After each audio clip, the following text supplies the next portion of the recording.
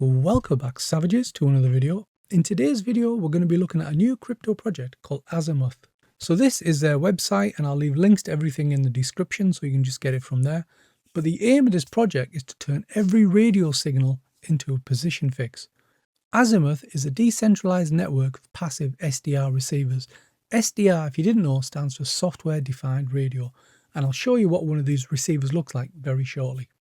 With these receivers, you'll be listening to existing LTE, 5G, TV and FM broadcast, and they aim to build a global positioning and timing layer.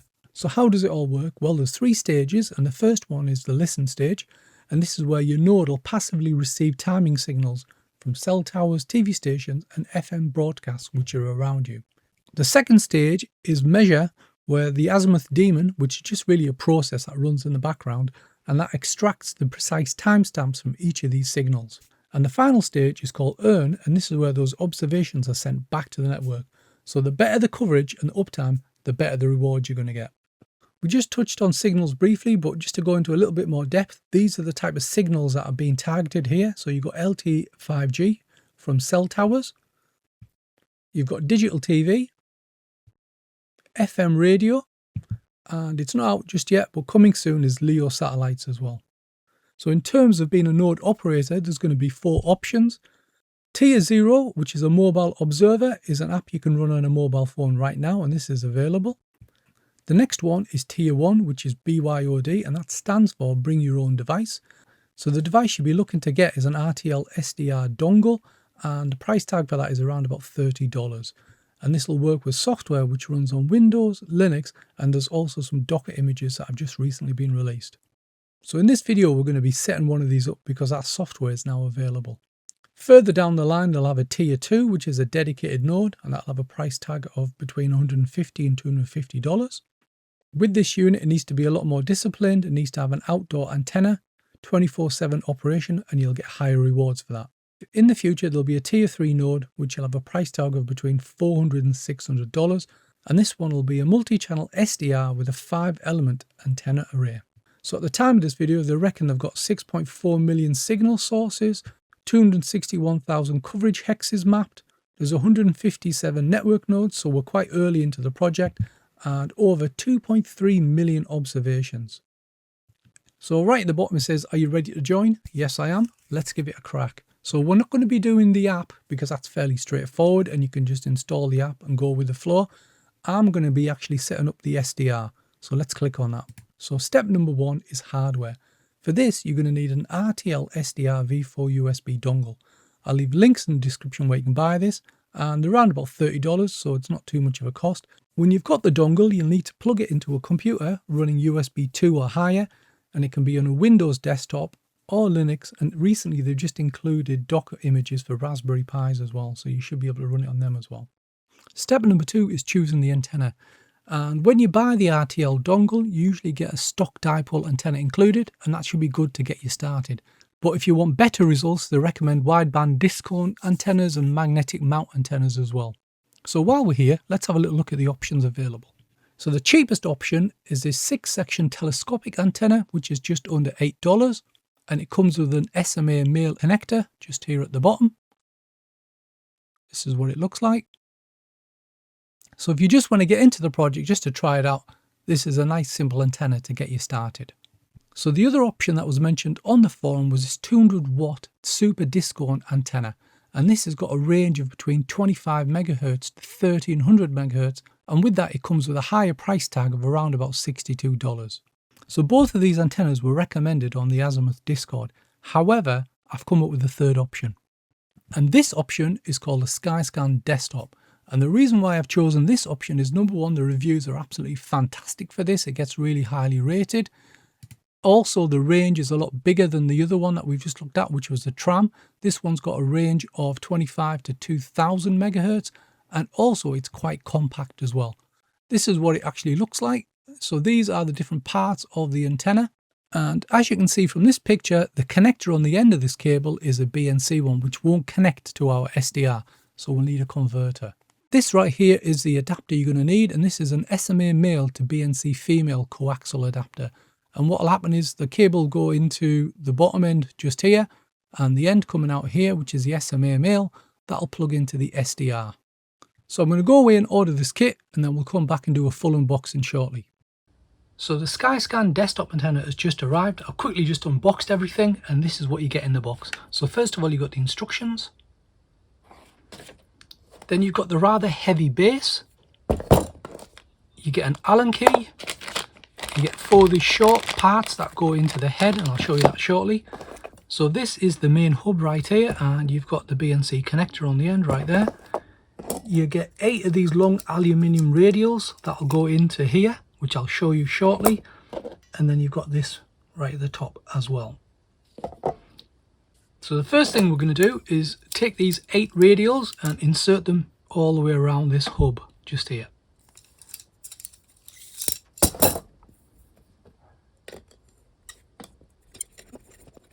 That's what it looks like when it's inserted. So I'm just going to stop the video and do the rest of them. So that's what it looks like when you've got all 8 of these radials in. Just be careful when you're putting them in. They need to go in at a 45-degree angle. If you do get stuck when you're putting them in, just wobble them a little bit and they should carry on going. But anyway, that's what they look like when they're all in. So next up, we've got these 4 shorter radials, and these will screw into these 4 holes just here, but they need to go in horizontally. Let's go and do that now.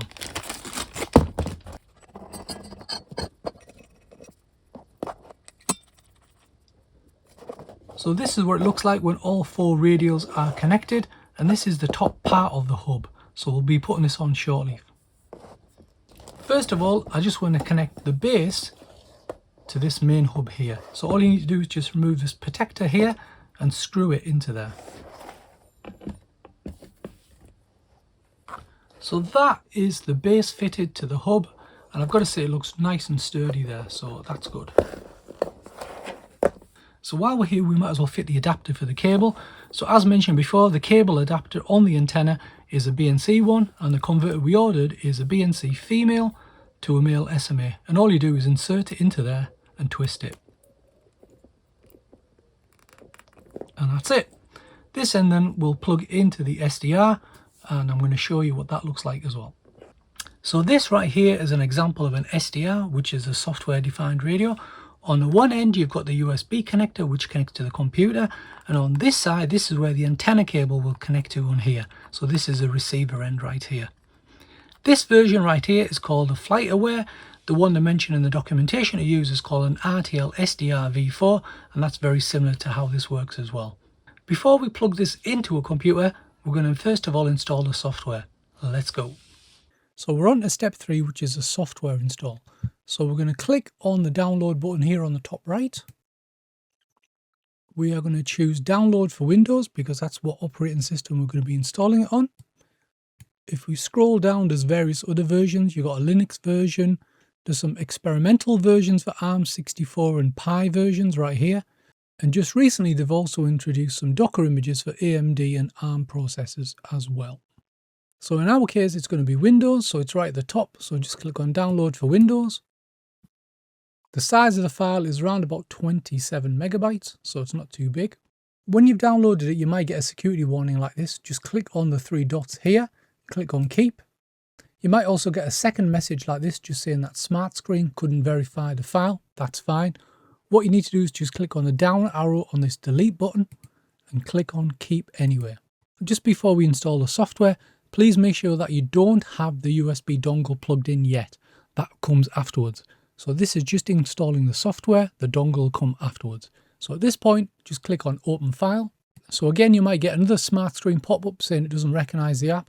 Just click on more info and then click on run anyway. So next up, you should get the Azimuth node setup. Click on next. Choose the destination folder and let it do its thing. Okay, so the installation is complete. Let's click on next. On this screen, untick Run Azimuth Node. I'd leave the bottom one tick just to create the shortcut and click on Finish. And the reason why we're unticking this top option is because we want to make sure that the RTL-SDR is plugged into the USB slot before we run the software.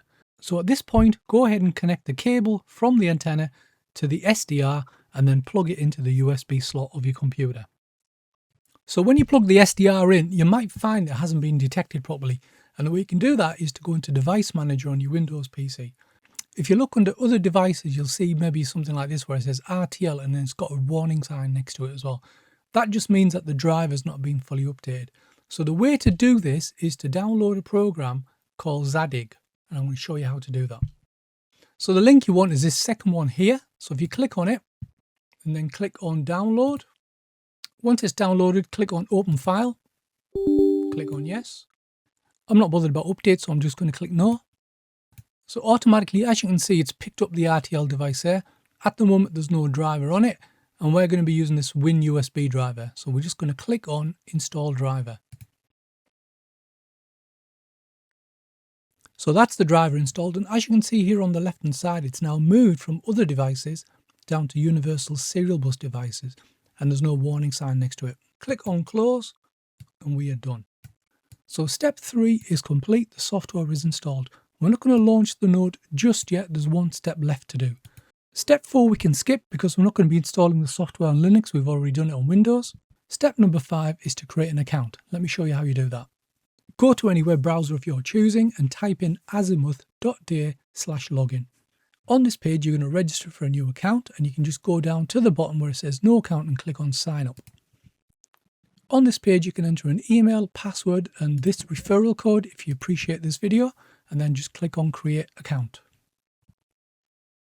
Once you've got your credentials, you can then sign in and get access to the dashboard. So now you can go ahead and start the Azimuth node by clicking the shortcut on your desktop and click on Start Daemon. You'll get a message saying setup needed, so just go ahead and click on the Go to Setup button here.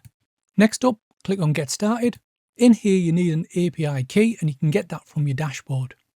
To do that, just go back to a web browser and log into the dashboard using your credentials. Click on Dashboard and then go down to Settings. In that section there's an orange button called Generate New API Key. Click that and you'll get your API key. All you need to do then is copy it, and we're going to paste it back into the node setup. Once you've pasted the API key in, click on Validate, and it says Account Verified, so click on Next. On this step you can change the node name, so I'm just going to do that now. And then you need to enter the coordinates of your location. So latitude and longitude need to go in there. You can use auto detect using this tab over here, but I'm just going to enter them now. Okay, so once you've done that, click on Next. And as you can see, it's picked up our dongle already, so that's good. There is a little test button, so let's just click that and see what it does. Yeah, device opened successfully, so we're now good to go. Then you've got gain modes. You can choose AGC or manual, and I'm just going to leave it on the default one and click on Next. The last screen where it says ready to launch is just a summary of all the settings, and then you can just click on Start Mining. So as you can see right there, our SDR is online. So in the dashboard, you can just quickly see what points you've accrued. This is the signals page. Then you get the rewards section, and then there's a config page just here as well. If you go to the dashboard on the main website, you can see your points total through there. You can see your recent activity and what points you've earned. There's a My Nodes tab, and you can see whether it's active or not and what points each one's earned, so that's pretty cool. And they've also got a reward split section just here at the bottom as well. If you scroll down, there's also a signal map as well. The next tab down here is called Rewards, and you can see your rewards balance and any activity in here. And I touched on this tab briefly, which is the settings one. This is where you can generate API keys and connect your Discord. So there you go, savages. That was a quick deep dive into setting up a Windows node on the Azimuth project. I'll leave links in the description to where you can join this project, and also links to the various hardware we've used in this video. If you have any questions, please let me know in the comment section below. Otherwise, please subscribe, like and share. Thanks for watching, and I'll see you savages on the next one.